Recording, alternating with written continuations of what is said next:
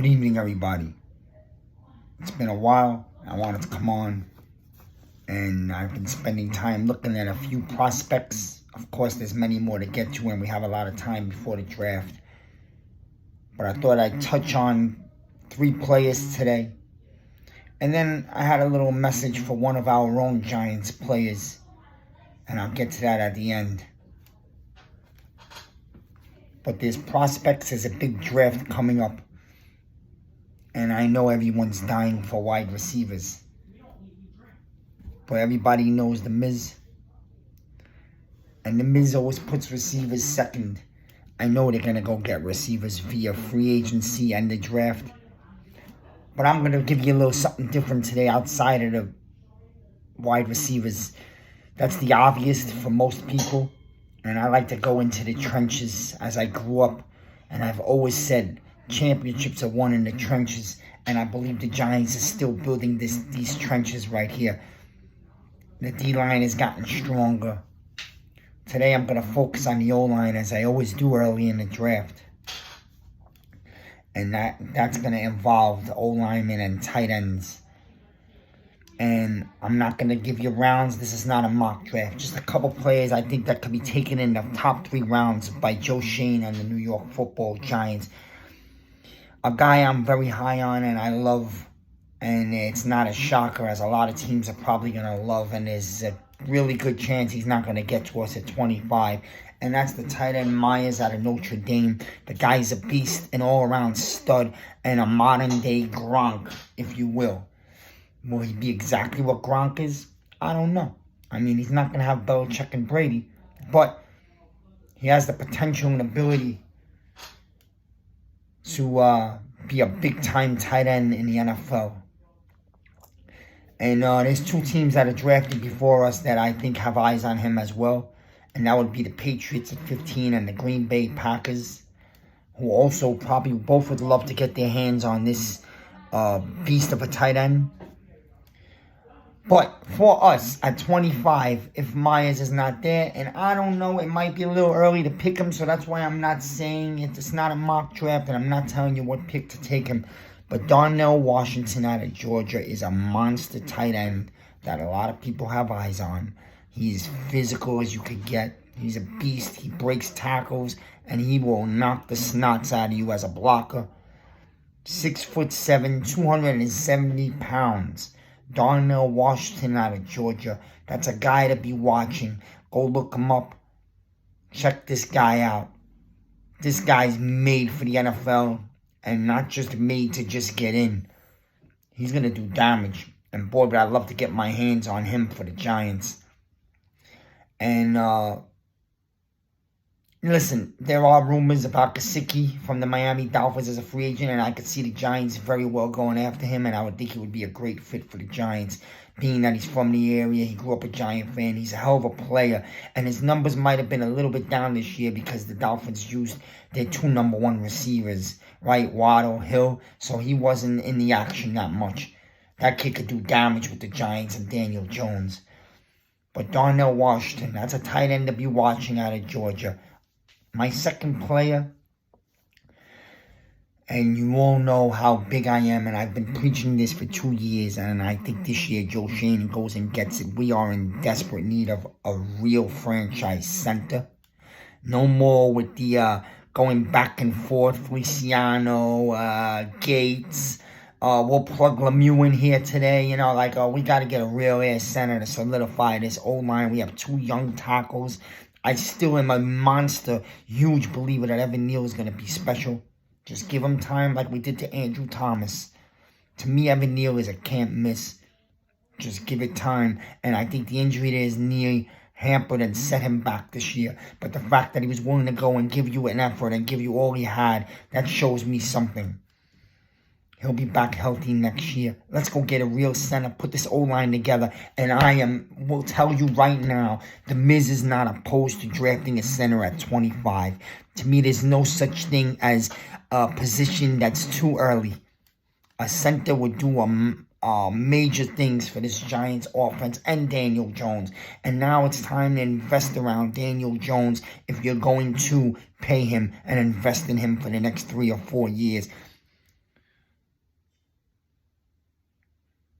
John Michael Schmitz had a big day this past weekend at the Reese's Pieces Senior Bowl. This guy stood out as a center.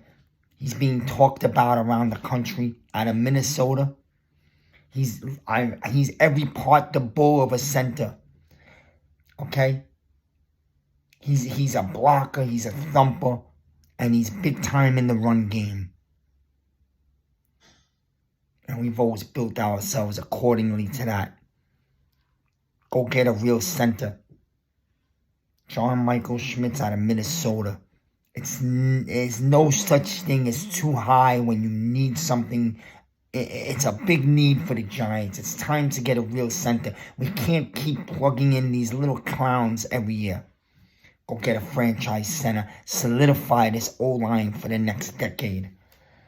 There's a few others. And there's a free agent center out of Minnesota Vikings. So there are centers out there. You don't have to have this one. I'm giving you a name to go look up. John Michael Schmitz, center. University, Minnesota. And in a third round guy who comes to me as a third rounder, and we have 2 threes this year in the draft. This is a man that played guard for a year and played left tackle another year. He's a big guy. He can play guard. You can move him over to tackle if you need to. I'm looking at him as a guard. Andrew Voorhees, guard/left tackle, right? A Trojan out of the West Coast. This man played guard in 2021. Took 902 snaps at guard. Allowed 2 QB hits in 11 games and 1 sack playing guard for the Trojans. That was in 2021. In 2022, he moved over to tackle where they needed him. Okay? He played 11 games at tackle. Sorry, he played 12 games at tackle this past year. 720 snaps. Okay? He allowed 12 hurries, 1 hit on the QB in those 12 games, and 1 sack allowed. This guy's flying under the radar. He's a big, big man. He's a big man, and he's a bad man, and he's a hitter. He protects the quarterback. He can run block. He's coming out of a fine program. Okay? Andrew Voorhees from the Trojans. He's a third round value. You could go get yourself a guard. You could groom him, which is what this coaching staff has shown they can do. And get the most out of these players as they grow. And we're finally really stacking up an O-line. And as my friend Kamal out there, a guy who scouts these players, he's very big into this time of the year. Okay? He gave me, I got to give him credit for Darnell Washington. He tipped me off on that tight end. All right? And he's really big on John Michael Schmitz. He really wants him. And like I said, no, 25 is not too early to draft a center. The Baltimore Ravens drafted a fine center last year right around that part of the draft, okay? We all know who he was. A guy that I was dying for. So now let's go out and get this center. You're going to invest in Jones. You better start investing around him. Yes, the Giants need wide receivers. There's a couple I love out there. I love Addison. I love Addison. I love Jackson Smith from Ohio State. Reminds me of Victor Cruz. I'll get into the receivers in another video. Today I wanted to do something outside the obvious. Those are guys you got to look up. I still believe the Giants have to continue to stack the O-line. And you should really pick one real valued, solid O-lineman in every single draft, I believe, to keep that going. Especially the Giants, who kind of fell asleep on their O-line the last bunch of years before last year. We did grab Andrew Thomas earlier. I believe these guys are going to build the trenches. I will have a video on wide receivers, and I will have a video on at least 2 solid linebackers that we can get in the mid-rounds. But I believe the Giants have to stack their linebackers. I know Beavers is coming back, and we have high expectations. But you can't just lean on that. I'd go get a linebacker of free agency. I'd draft a linebacker. I'd call up Tampa Bay and see what they would like for White. Because Tampa Bay's a dumpster fire, and they're having a garage sale. And White is a monster linebacker, and I would love to have him. The other guys up in Buffalo, as we all know, it's a common name. Tremont Edmonds, and I've been talking about him for over a year. Julian Love. I don't know if the Giants plan on bringing him back. I believe the number will matter.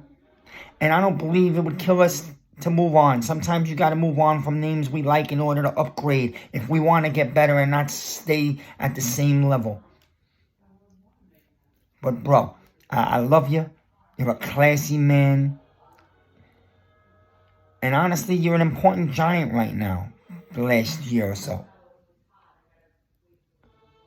Dude, you don't need to go on TV show and show up the Eagles and step out of your character because you're trying to make get your name out there because you're looking for more money, so you wanted to make a splash. I get it. Everybody wants to get the money they deserve if it's out there for them. But don't be who you're not. And you don't go on TV a week or 2 after the Eagles spanked the shit out of us. And this is the Miz keeping it real. The Eagles abused us. They made us eat their dirt. There's no way around that. And the Eagles are playing in a Super Bowl. And the Eagles combined 2 playoff scores of 65-14. 2 complete dominations. They humiliated the opponent. And we got humiliated, man. That game, in anyone's real eyes who's not looking it through the blue shades, that game was over at 7-0. When the Giants went for 4th and 8 at midfield and didn't reach the first down, you knew the game was over. So you don't go on TV and talk shit about the other team that just blew us up and say that their coach is along for the ride. Regardless of what you feel about that guy, yes, he acts like a clown, but right now, he's earned the right to. And honestly, I'm calling you out, Julian Love. You should just keep your mouth quiet, fade away into the offseason. And that's the same thing that goes for Kayvon Thibodeau, a guy I love. I think he's going to be a star in this league. Both of you, fade into the night. We got blown out 34-7. Fade away quietly. We had a good season. All this talking shit after you got blown out, there's no credibility to it because of what you just happened. You got humiliated. And you're talking about the team that humiliated you, man. It make no sense. Back the truck up. We had a nice year. Stay on people's good sides. Fade into the night. Kayvon, go hit the weight room like I told you. Bulk up. Because we're going to need you to get a little stronger and be the beast that you could be next year. Because we got aspirations. We're looking for championships in this city. And you'll understand when you win one. The type of star you could become, you probably haven't even dreamed of yet. Win a Super Bowl in New York and go down Broadway for the ticker tape parade in front of 4 million live, and you'll understand. Ask Michael Strahan, ask Eli Manning, go ask Justin Tuck. Hey, go ask Brandon Jacobs. He's out there to talk to anyone. He'll tell you.